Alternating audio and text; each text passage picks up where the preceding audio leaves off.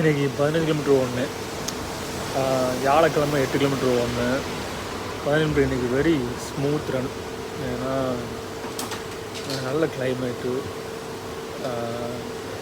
ஓடின பக்கத்தில் ஒன்றவங்கள பேசஸை யூஸ் பண்ணி ஓரளவு க்ளீனாக ஓடியாச்சு. ஆக்சுவலாக ஒரு ரிஸ்க் ஃப்ரீ ரன் சொல்லுவாங்க, அந்த மாதிரி same pace throughout 15 kilometres.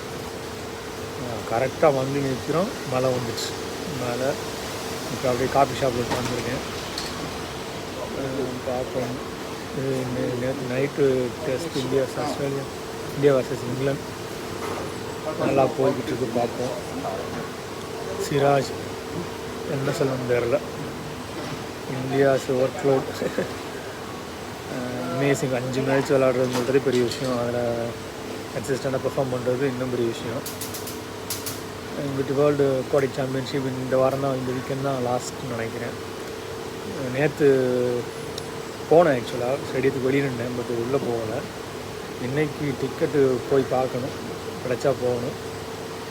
இதில் விட்டால் அவ்வளோதான், பண்ண முடியாது. மற்றபடி என்ன வேறு ஆஸ்திரேலியா, அங்கிட்டு வெஸ்ட் இண்டீஸு, பங்களாதேஷா, ஸ்ரீலங்காவா, அதான் நடந்துக்கிட்டு இருக்கு. நான் பார்க்கவே இல்லை, ஃபாலோ பண்ணவே இல்லை. பார்ப்போம். இனிமேல் வந்து நாளைக்கு சாயங்காலம் ஓடணும்.